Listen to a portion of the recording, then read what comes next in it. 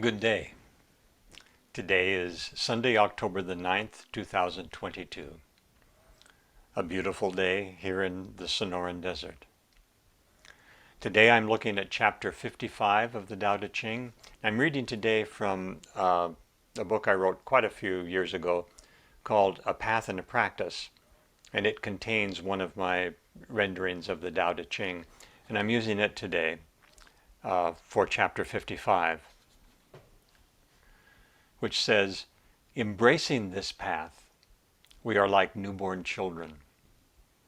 We are in natural harmony with all creatures and bring harm to none. Our body is soft and flexible yet strong. Our vital passion is not limited to sexual intercourse but empowers all of life. Our harmony and focus allow us to work all day at a single task and not grow tired. This harmony is experienced only in the present moment. It is in the present moment that we see the way ahead. Everything in life becomes a blessing. Forcing events to be other than what they are only brings us misery. This chapter is a return to the common Taoist theme of Wu Wei, effortless effort. And I'm also reminded of a wonderful book by Sunryu Suzuki. It's called Zen Mind, Beginner's Mind. And in that book he talks of first thoughts. And by that he means those thoughts that arise naturally in the brain in response to the present moment. Thoughts of appreciation and wonder, or concern, or worry, or compassion, or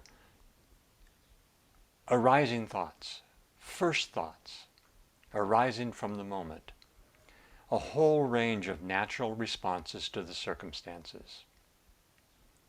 And he distinguishes these from second thoughts, which are thoughts about thoughts, in a discursive trail that takes us away from the present moment down 100 different rabbit holes of suffering.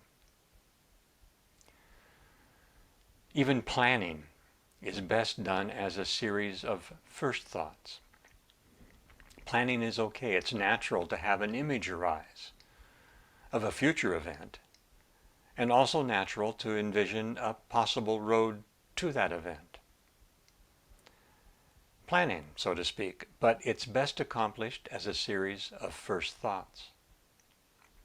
Natural steps that arise in the moment that might lead in the desired direction. Second thoughts are that tendency not to simply plan a future event, but to live there, to live in an illusion, to let second thoughts, pleasurable or painful, fearful, of some imaginary future, fill the present moment. It seems so natural. That's what we do. We live in these future things. That's how we think we make them come to be, but it's not. It blocks the ability of first thoughts to arise, of natural responses to arise. And it's these first thoughts that will take us along the road, moment by moment, in a manner that doesn't exhaust us, nor rob us of the joy of the journey. The reason we're able to work all day, as Lao Tzu says, without being fatigued, is that we're working moment by moment, and we're not adding resistance to that work. Each moment reveals the next moment, rather than forcing events to conform to a plan. We have a vision of a future, and we plan a way to get to it. And the Tao says, this is what's going to unfold.